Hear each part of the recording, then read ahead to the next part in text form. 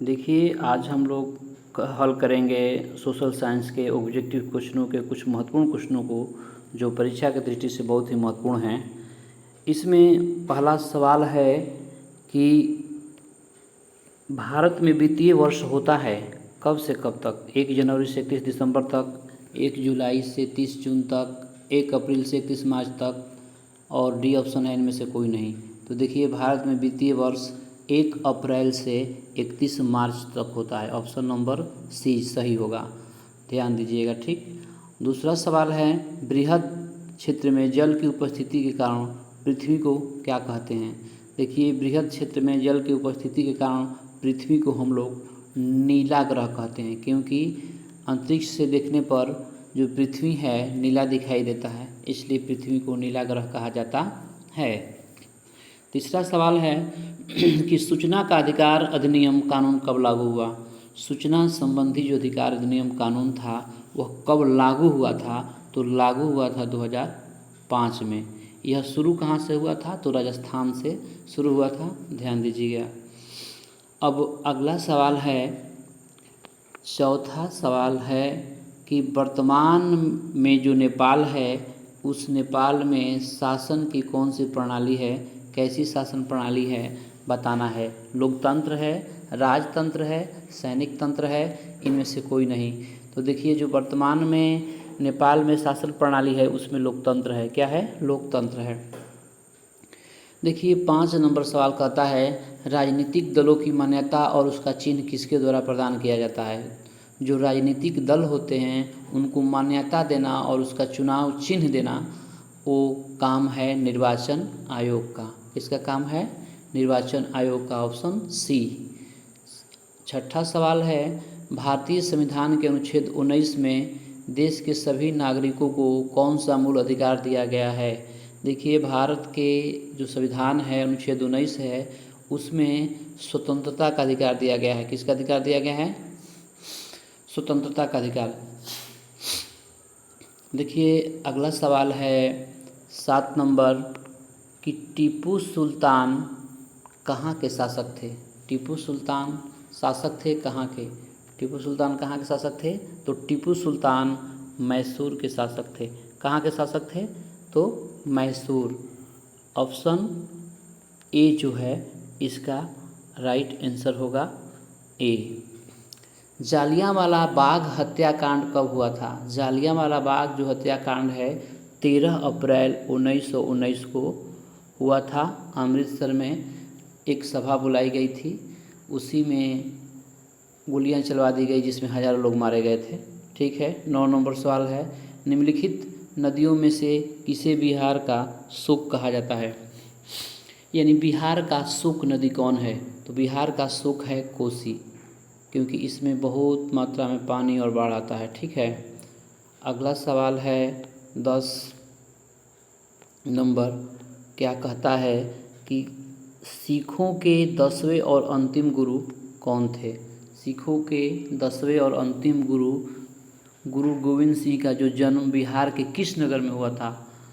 देखिए, सिखों के 10वें और अंतिम गुरु जो थे गुरु गोविंद सिंह थे, जिनका जन्म बिहार के पटना में हुआ था। कहाँ हुआ था? पटना। Option number C. अब देखिए, 11 सवाल है, कहता है कि अंकुरवाट के मंदिर का निर्माण किस शासक के द्वारा करवाया गया? अंकुरवाट का जो मंदिर था उसका निर्माण किस शासक ने किया था? तो अंकुरवाट के मंदिर का निर्माण राजा सूर्यवर्मन द्वितीय ने किया था।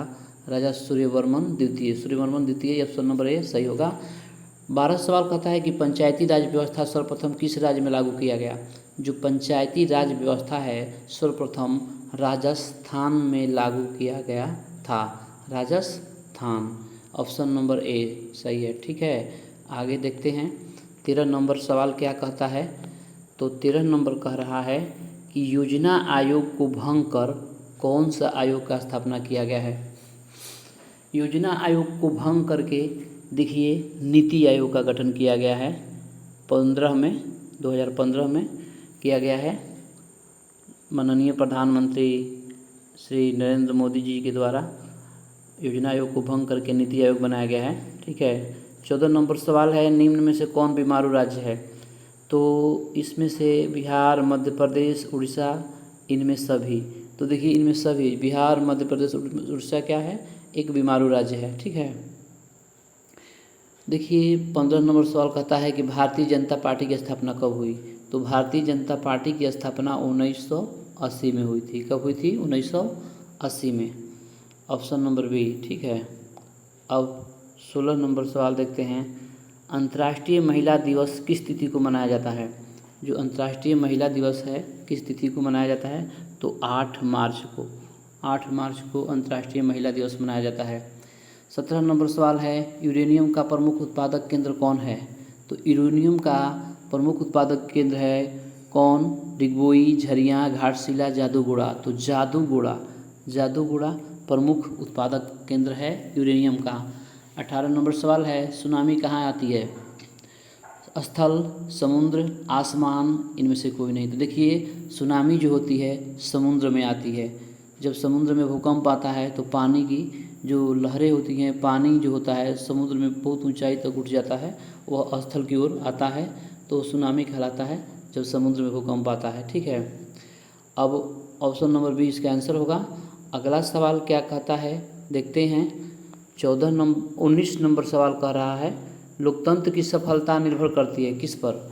नागरिकों की उदासीनता पर, नागरिकों की गैर कानूनी कार्रवाई पर, नागरिकों के विवेकपूर्ण सहभागिता पर, इनमें से कोई नहीं। तो देखिए नागरिकों के विवेकपूर्ण सहभागिता पर लोकतंत्र की सफलता निर्भर करती है। Option C. ठीक। 20 नंबर सवाल है, किसने कहा बिहार के विकास के बिना भारत का विकास संभव नहीं है? तो देखिए डॉक्टर APJ अब्दुल कलाम ने कहा था कि बिहार के विकास के बिना भारत का विकास संभव नहीं है। Option A. 21 नंबर सवाल कर रहा है, बोलीविया में जन संघर्ष का मुख्य कारण था। जो बोलीविया है वहाँ जन संघर्ष जो हुआ था उसका कारण क्या था? तो पानी की कीमत में वृद्धि। पानी की कीमत में इतनी वृद्धि कर दी गई थी वहाँ कि उसके लिए वहाँ पर जन संघर्ष हुआ। Option number A. अब 22 नंबर सवाल क्या कर रहा है देखिए कि भारत का राष्ट्रीय पक्षी कौन है? भारत का राष्ट्रीय पक्षी है कबूतर, हंस, मोर, तोता। तो देखिए भारत का राष्ट्रीय पक्षी जो है मोर है। क्या है? मोर। Option number C. 23 नंबर सवाल कर रहा है कि संजय गांधी जैविक उद्यान किस नगर में स्थित है? तो संजय गांधी जैविक उद्यान जो है बिहार के पटना में है स्थित है। ठीक है। अब 24 नंबर सवाल कहता है कि बीदू की ओर लौटो का नारा किसने दिया था? बीदू की ओर लौटो का नारा दिया था स्वामी दयानंद सरस्वती ने। Option number C. अगला सवाल 25 कह रहा है कि गुटेनबर्ग का जन्म हुआ था, कहाँ हुआ था? यानी गुटेनबर्ग का जन्म कहाँ हुआ था? तो जर्मनी में हुआ था। कहाँ हुआ था? जर्मनी में। गुटेनबर्ग का जन्म जर्मनी में हुआ था। आप लोग याद कीजिएगा। ठीक है। 26 नंबर सवाल कहता है, सांप्रदायिक राजनीति आधारित होती है। जो सांप्रदायिक राजनीति है किस पर आधारित होती है? धर्म पर, जाति पर, क्षेत्र पर, में से कोई नहीं। तो देखिए जो सांप्रदायिक राजनीति है वह धर्म पर आधारित होती है। Option A. 27 नंबर सवाल कहता है कि निम्नलिखित उद्योगों में से कौन सी कृषि पर आधारित नहीं है? इसमें से कौन सा उद्योग है जो कृषि पर नहीं है? सूती वस्त्र, सीमेंट, चीनी, जूट वस्त्र। तो देखिए जो सीमेंट है कृषि पर नहीं है क्योंकि यह पत्थर से बनता है, इसलिए कृषि पर आधारित नहीं। Option number B. अब देखिए 28 नंबर सवाल क्या कह रहा है? तो 28 नंबर सवाल कह रहा है कि वार एंड पीस किसकी रचना है? वार एंड पीस किसकी रचना है? तो वार एंड पीस जो है लियो टोल्स्टॉय की रचना है। Option number B. नोबेल पुरस्कार से सम्मानित बांग्लादेशी अर्थशास्त्री कौन हैं? तो देखिए नोबेल पुरस्कार से सम्मानित Bangladeshi professor Mohammad Yunus. Option number C हैं। ठीक है। चावल है माने क्या है? खरीफ फसल है, रबी फसल है, जायद फसल है, इनमें से कोई नहीं। तो चावल एक खरीफ फसल है, वर्षा ऋतु में रोपी जाती है। ठीक है। नवंबर दिसंबर में काट ली जाती है। तो अगला सवाल 31 नंबर क्या कह रहा है? तो देखिए कि नई आर्थिक जो नीति है में किसे सम्मिलित नहीं किया गया है? नई आर्थिक नीति में नियंत्रित अर्थव्यवस्था सम्मिलित नहीं किया गया है। ठीक है। 32 नंबर सवाल कर रहा है कि सौर ऊर्जा निम्नलिखित में से कौन सा संसाधन है? सौर ऊर्जा जो है कौन सा संसाधन है? मानवकृत है, नवीकरणीय है, अजैव है, अनवीकरणीय है।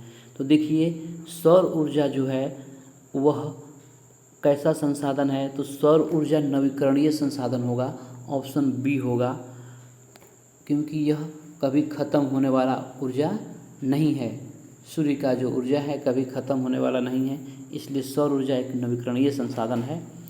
ठीक है। वर्ल्ड ट्रेड ऑर्गेनाइजेशन WTO विश्व व्यापार संगठन की स्थापना किस वर्ष की गई थी, तो विश्व व्यापार संगठन की स्थापना 1995 में किया गया था, कि 1994 कि 1996। ठीक है, तो 1995। अगला सवाल है 34 नंबर है, Tata iron and steel company की स्थापना की गई थी कब? Tata iron and steel company की स्थापना 1907 में की गई थी। इसकी स्थापना जमशेदजी टाटा ने किया था साक्षी नामक स्थान पर। ठीक है, तो ये ऑप्शन बी होगा। 35वां सवाल है, किसने कहा था संसाधन होते नहीं बनते हैं? तो देखिए जिमरमैन ने कहा था, जिमरमैन ने कहा था कि संसाधन होते नहीं बनते हैं, ऑप्शन नंबर ए। 36 नंबर सवाल कहता है इनमें से कौन सा संस्थागत वित्त का साधन है? संस्थागत वित्त का साधन जो संस्था चलाती है, तो इसमें सेठ साहूकार होगा कि रिश्तेदार होगा कि व्यवसायिक बैंक होगा कि इनमें से कोई नहीं होगा? तो देखिए सेठ साहूकार रिश्तेदार ये संस्थागत नहीं है, व्यवसायिक बैंक संस्थागत संसाधन है। ठीक है, साधन है। अगला सवाल है 37 नंबर कि राष्ट्रीय विकास परिषद का गठन कब हुआ? राष्ट्रीय विकास परिषद का गठन कब किया गया था? तो राष्ट्रीय विकास परिषद का गठन 1952 में किया गया था। इसको NDC बोलते हैं, नेशनल डेवलपमेंट काउंसिल, यानी राष्ट्रीय विकास परिषद का गठन जो हुआ था 1952 में किया गया था। इसका जो अध्यक्ष होता है सभी राज्यों के मुख्यमंत्री होते हैं। ठीक है, और 38 नंबर सवाल कह रहा है कि सविनय अवज्ञा आंदोलन किस यात्रा से शुरू किया गया?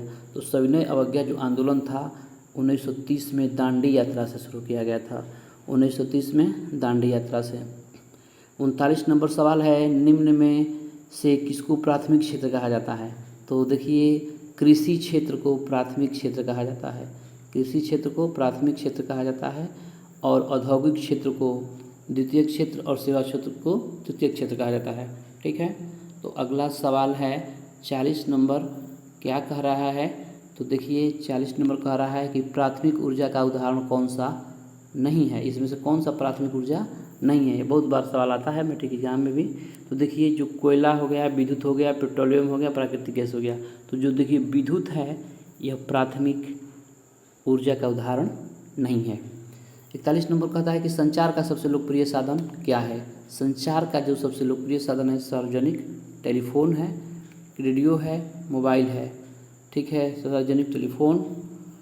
ठीक है, 42 नंबर सवाल कर रहा है कि जवाहर रोजगार योजना लागू की गई थी कब? तो जवाहर रोजगार योजना लागू की गई थी 1900 कब? तो 1989 ईस्वी में। ठीक है, अगला सवाल है देखते हैं 43 नंबर कि काली मिट्टी उपयुक्त होती है किस खेती के लिए? तो जो काली मिट्टी है वह उपयुक्त होती है कपास के लिए। किसके लिए? कपास के लिए। 44 नंबर सवाल है दाल किस पौष्टिक अंश का स्रोत है? तो जो दाल है वह प्रोटीन के लिए उपयुक्त होता है। किसके लिए है? प्रोटीन के लिए। 45 नंबर सवाल है भारत सरकार ने सूचना का अधिकार अधिनियम कब पारित किया था? तो भारत सरकार ने सूचना का अधिकार कानून जो था 2005 में पारित किया था। ठीक है, अगला नंबर 46 सवाल है कि भारत में कितने राष्ट्रीयकृत बैंक हैं? तो भारत में जो हैं 19 राष्ट्रीयकृत बैंक हैं। ठीक है, 47 सवाल है भारतीय जनता पार्टी का चुनाव चिन्ह क्या है? तो भारतीय जनता पार्टी का चुनाव चिन्ह है कमल का फूल, ऑप्शन बी, कमल का फूल। ठीक है, 48 नंबर सवाल है मानव पूंजी के प्रमुख और मुख्य घटक कौन है? तो मानव पूंजी का मुख्य घटक है ज्ञान, कौशल और अनुभव, तो इनमें सभी होगा। ठीक है, अगला सवाल 49 नंबर क्या कह रहा है? तो देखते हैं। तो 49 नंबर कहता है कि कार्ल मार्क्स का जो जन्म है कब हुआ था? तो कार्ल मार्क्स का जन्म हुआ था, कहाँ हुआ था बोल कह रहा है? तो जर्मनी में हुआ था। और 50 नंबर कह रहा है कि सेफ्टी लैम्प का आविष्कार किसने किया था? तो सेफ्टी लैंप का आविष्कार किया था हम्फ्री डेवी ने। इस प्रकार से इन 50 प्रश्नों का उत्तर दिया गया।